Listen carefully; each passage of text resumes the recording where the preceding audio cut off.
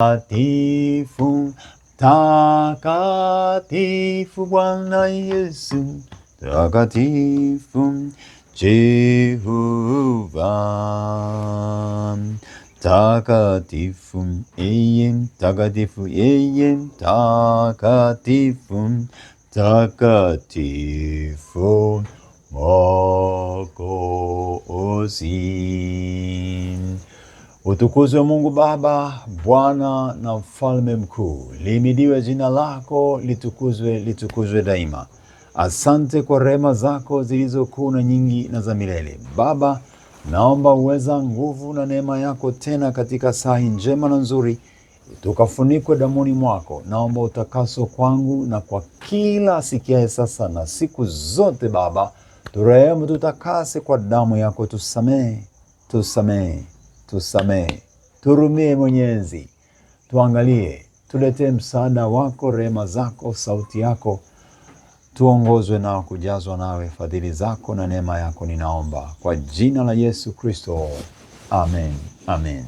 Bwana Mungu Baba Mwenyezi mwenye uweza, kwa jina lile la Yesu likakutia nguvu, likakuwezeshe kusimama na kutembea kwa ujasiri na kwa ushindi mkubwa. Yesu ni mwema na mwaminifu, anatupenda, anakupenda. Yote yawezekana. Usihofu, usiogope. Endelea kumwamini sana na kumuita. Wala usichoke, wala usikate tamaa. Haleluya. Karibu tuendelee kujifunza ujumbe huu muhimu kwa nyakati hizi, ambao uliandikwa kwa nyakati pia ulikuwa muhimu sana katika wakati ulipoandikwa, na sasa umekuja kuonekana wa pekee sana ujumbe huu unaosema kujipamba, habari ya mapambo. Sasa kichwa kinasema kujipamba kwa nje na kujipamba kwa ndani, mapambo ya mwilini na mapambo ya rohoni, mapambo ya mwilini na mapambo ya rohoni. Bwana Yesu atusaidie sana. Wapendwa, ni saa njema sana ya kusikia hayo, na Roho Mtakatifu mwenyewe ndiye mwalimu kweli kweli atakayetufunulia. Roho Mtakatifu, na kuomba tupe tafsiri, ufunuo na uelewa katika maandiko ya matakatifu wakati wote sasa na siku zote, katika jina la Yesu Kristo wa Nazareti, Mungu mwenye nguvu na Baba wa milele. Karibu sana. Hebu tuanze kusoma kwenye Yeremia. Utaona hapa mambo ya ajabu kabisa. Nikabaki na shangaa nilipokuwa nikisoma maandiko haya inaposema kwa habari ya mapambo. Wapendwa, ni hivi, kabla sijasoma, kuna gharama kubwa mwanadamu anaitumia leo kujipamba, mapambo ya mwili, mapambo ya kimwili. Gharama kubwa, thamani kubwa, na nafasi kubwa na nguvu kubwa kujipamba, lakini amesahau au amepuuza au ameacha au hajui kwa habari ya mapambo ya rohoni, mapambo ya ndani. Na Biblia inatuambia tujipambe kwa mapambo ya ndani sana. Kusoma kwenye ile waraka wa kwanza wa Petro 3:3-5. Waraka wa kwanza wa Petro 3:3-5. Kujipamba. Si kujipamba kwa nje. Si kwamba mapambo ya nje tusiwe nayo, lakini yasipitilize. Na tena tusiape gharama kubwa na nafasi kubwa na thamani kubwa. Lakini kwanza mapambo makuu yanayotakiwa kuheshimiwa, kupewa nafasi, ni yale ya rohoni kabisa, yale ya rohoni. Yeremia, tuanzie na sura ya 2 alafu nitakwenda sura ya 4. Sura ya 4 ina kitu kikubwa zaidi sana. Zote ni sawa kwa sababu ni Biblia, lakini hebu ngoja tuanzie hii sura ya 2. Yeremia sura ya 2 mstari wa 32. Yeremia 2:32. Yeremia 2:32. Biblia inasema hivi. Mstari wa 32. Ona ukisema hapa, je, mwanamwali aweza kusahau mapambo yake, au binti arusi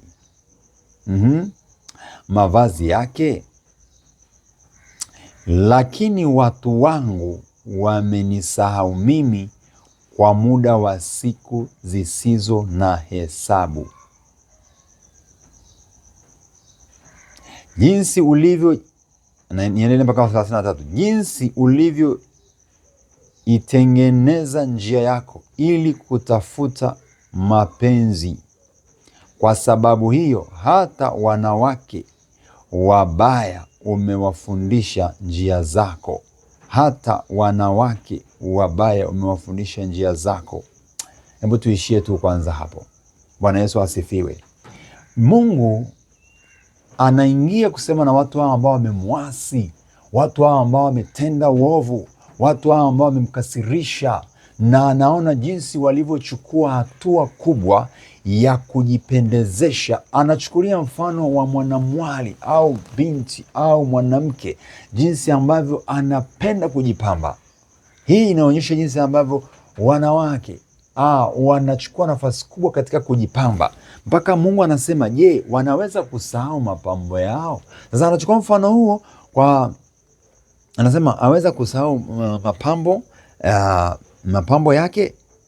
Anaweza kusahau mapambo yake. Alafu anasema, au bibi harusi mavazi yake.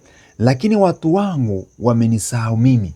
Wamemsahau Mungu kwa maana ya kuacha kumpendeza. Ila anasema umejipendeza, mpaka umechagua na njia, mpaka unawafundisha wanawake tena ambao tayari ni wabaya, bado nawaongezea ubaya. Maanake ni mambo ya uovu yanaendelea hapo, ni mapambo ya mwili yanaendelea hapo, ni kujipendeza. Mapambo ni habari ya kujipendeza.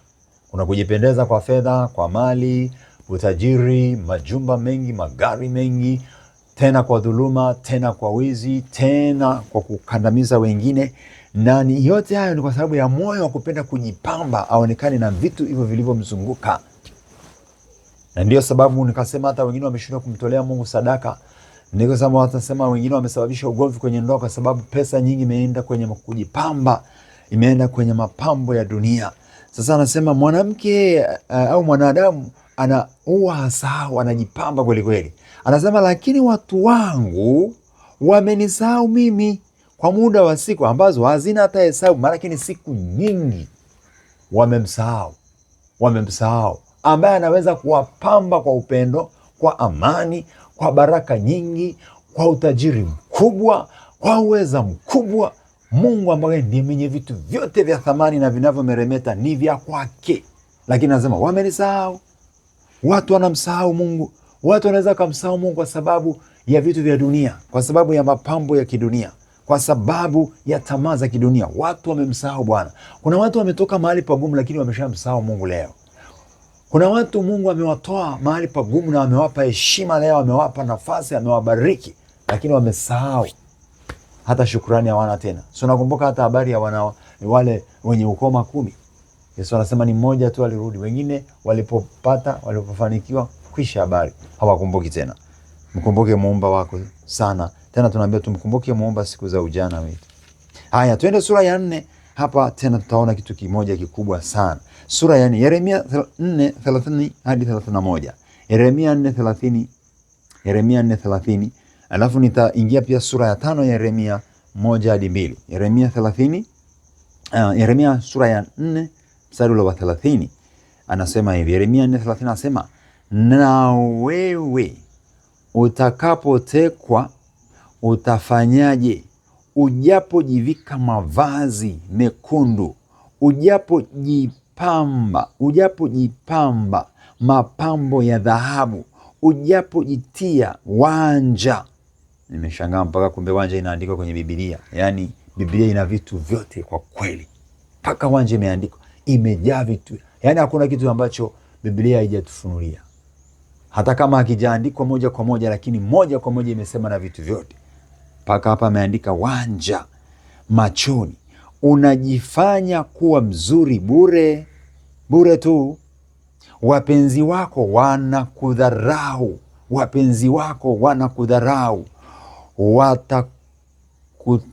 Wanakutafuta, anasema wanakutafuta roho yako. Kwa maana nimesikia sauti kama sauti ya mwanamke wakati wa utungu wake, na sauti yake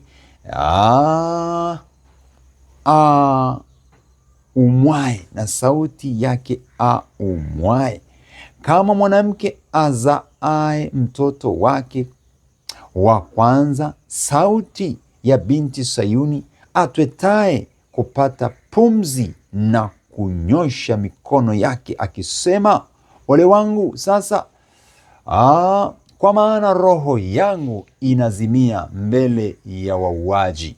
Angalia sura ya 5. Yeremia 5 kuanzia 1.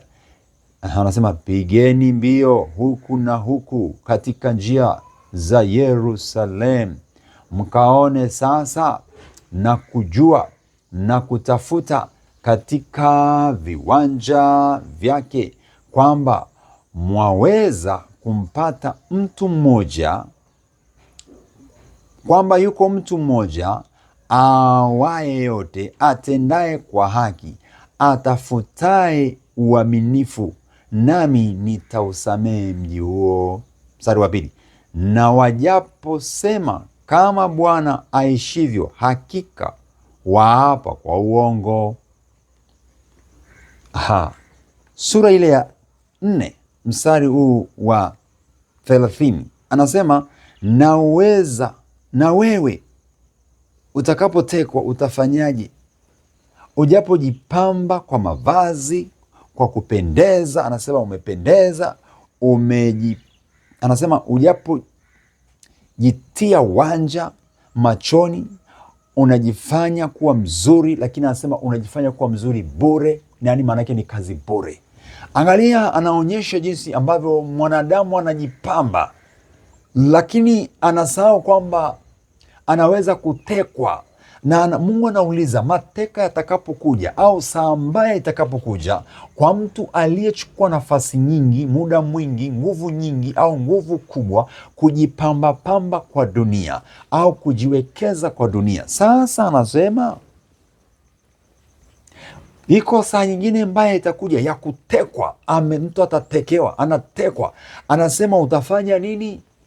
Mungu anaendelea kusema na watu wake, taifa lake walioteuliwa naye, ambao wanafika mahali wanajisahau, ambao wanafika mahali wanatumia nguvu zao nyingi, wanaacha kumpa Mungu utukufu na mapambo ya moyoni ambayo ni upendo, utakatifu, imani na kumcha yeye kwa moyo wao wote, na kumkumbuka na kukumbuka fadhili zake alizokuwa amewatendea.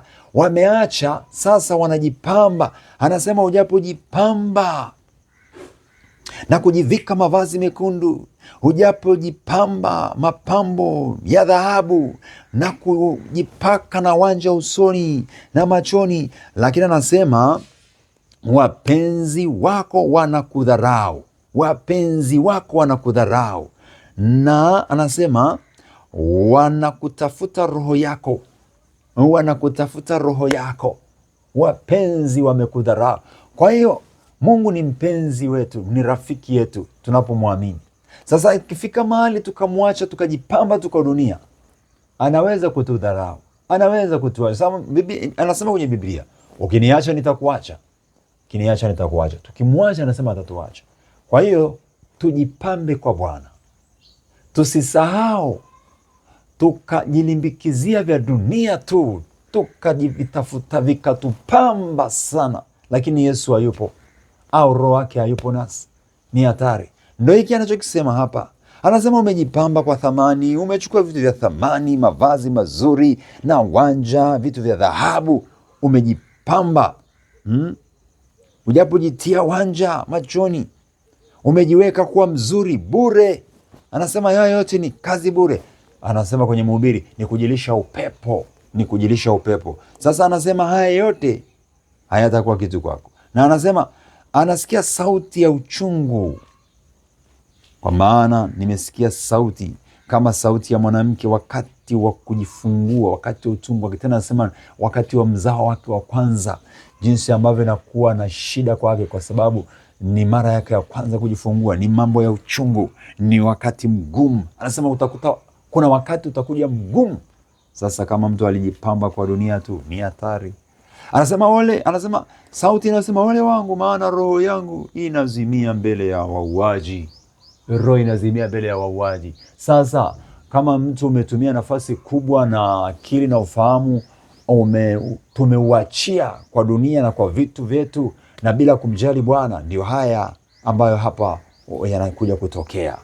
Mstari wa sura ya 5 anasema, pigeni mbio huku na huku katika njia za Yerusalemu, mkaone sasa na kujua na kutafuta katika viwanja vyake, kwamba mnaweza au mwaweza kumpata mtu mmoja, kwamba yuko mtu mmoja awezaye, yuko mtu mmoja awaye yote, atendaye kwa haki, atafutaye uaminifu, nami nitausamehe mji huo. Kwa hiyo hasira ya Mungu imewaka, na anasema angalieni, piga mbio huko na huko katika Yerusalemu, mkaone sasa, tafuteni kuna mtu anayetenda haki. Wote manake wametenda mambo yasio. Anasema hakuna hata ninayemuona. Ndio ile mahali pengine anasema wote wamepotoka, wote wameoza kabisa, wote Mungu akitazama akaona uovu. Sasa anasema hakuna atendaye kwa haki, manake ni dhuluma. Ni dhuluma imekaa. Ndio inaonyesha ni watu ambao wanafanya mambo yao tu, wamejilimbikizia, wamejitengenezea, wanaendelea kutumia nafasi kubwa kujiwekea vitu vya dunia, kujipamba kwa vitu vya dunia, kujipamba kwa mapambo ya ulimwengu. Wanajipamba kwa vitu vya dunia, kwa vitu vya ulimwengu, wanajipamba kwa vitu ambavyo vitaharibika, vitapotea. Mungu akitazama anatamani kuona ni watu ambao wanampendeza, lakini anasema tazama, umejipamba mapambo mengi na dhahabu nyingi, lakini nikiangalia sioni haki. Mungu akitazama aoni haki, anasema natafuta kuona haki ili ni usamehe na mji huu nisiupige. Lakini wapi sasa? Nani anatenda haki? Nani anatenda kwa utakatifu? Nani anatenda kama Mungu anavyotaka au kama alivyotaka? Anasema sioni anayefanya mapenzi yangu. Wanafanya yaliyo ya kwao tu, wamejipamba, wanajiwekezea vitu vya kwao tu. Hasira ya Mungu ikawaka. Anasema nani sasa ambaye amesimama yuko sawa nipate kusamehe? Anasema sioni, haoni. Iko saa ya uharibifu itaijia dunia. Biblia inasema iko saa ya uharibifu inaijia dunia. Sasa ni wapi utakuwa umesimama? Na sasa hivi umesimama wapi? Kama umesimama kujing'ariza tu kwa vitu vya dunia, basi ni bora tung'are kwa Bwana.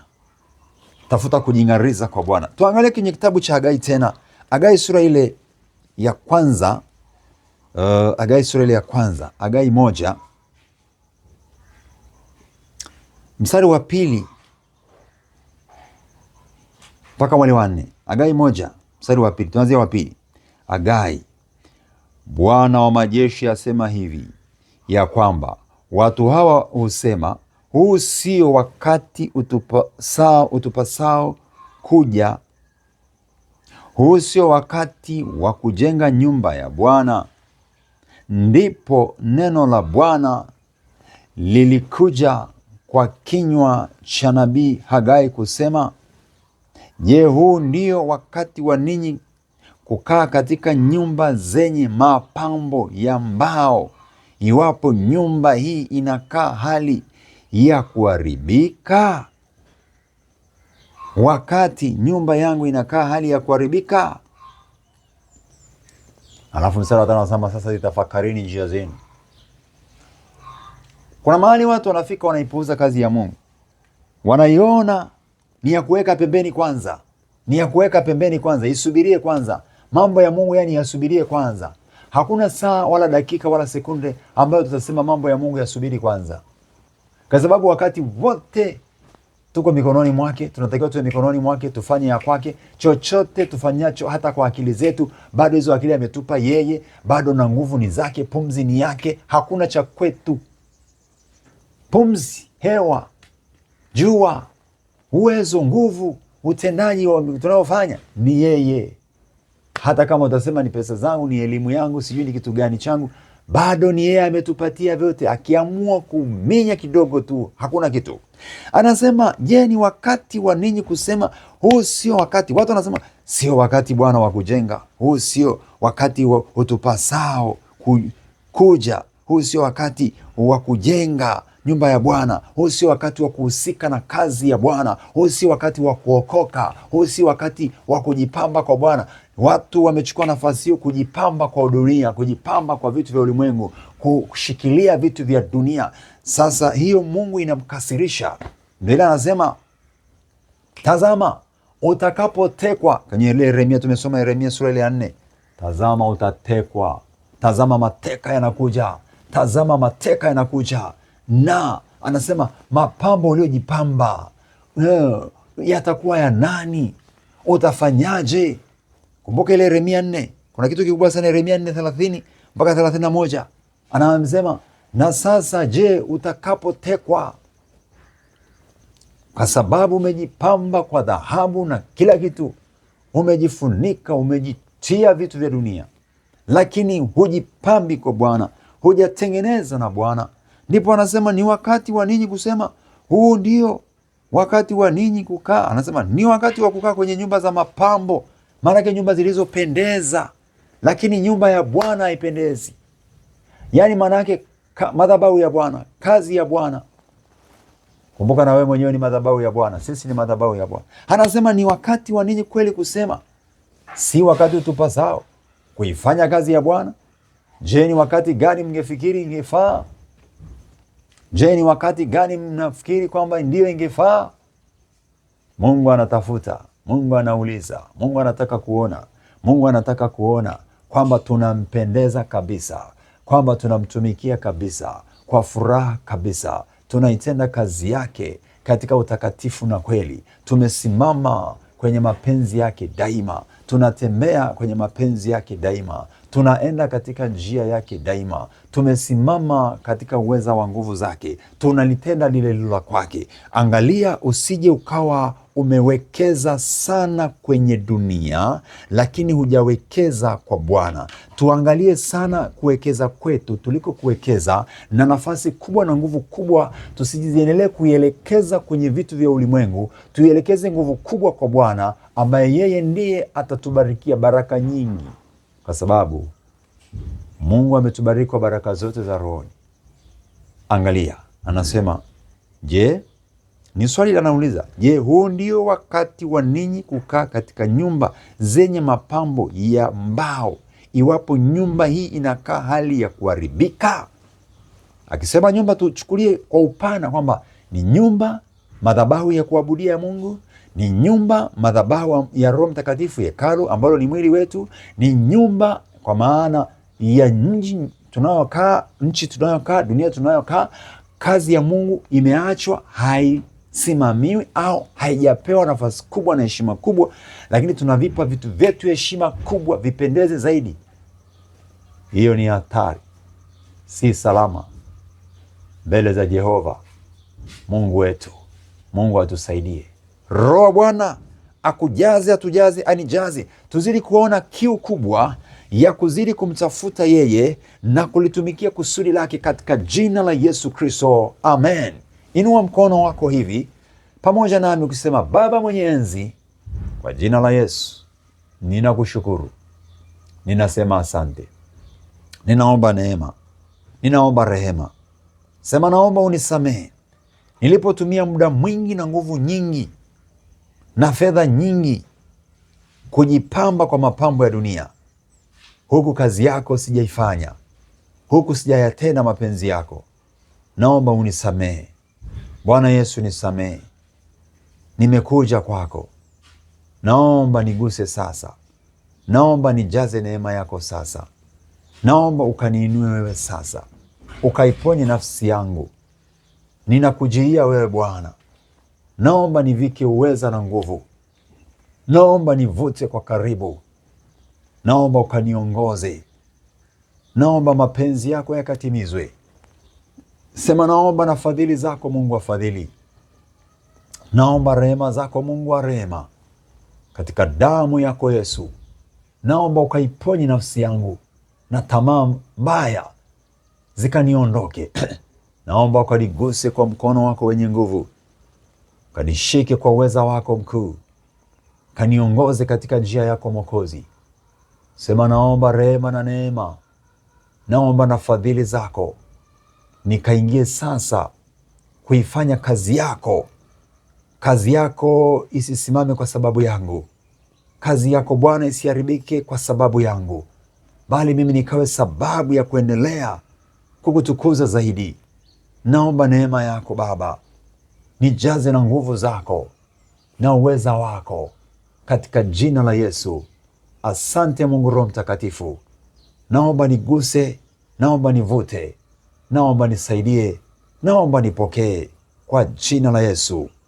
Amina. Bwana akuvike nguvu, akuvike uweza. Sote tuvikwe nguvu na uwezo, tuweze kusimama imara, kusimamia kazi ya Bwana, kusimamia kazi ya Bwana. Tunapoiona kazi ya Yesu ya kwenda kuhubiri Injili, ya kwenda kuhubiri huko na huko, kazi ya kujenga madhabahu ya Bwana, tuikimbilie kwa furaha, tuikimbilie kwa furaha katika jina la Yesu, kwa sababu ni yeye mwenyewe anasema, si wakati wa sisi kukaa kwenye nyumba zetu za mapambo mazuri, kwenye maisha yetu mazuri, lakini maisha ya kiroho yameharibika, lakini mahali pa Bwana pameharibika, lakini mahali pa Bwana hapajatengenezwa. Ama kuna watu ambao wangepaswa na watakiwa wapelekewe Injili, hatujaipeleka, tujue tutadaiwa. Bwana atusaidie, Baba tusaidie, Roho Mtakatifu tujaze, tusimame imara kwenye nafasi, tuyatende mapenzi yako kwa jina la Yesu Kristo. Amina. Bwana Yesu akujaze neema na baraka.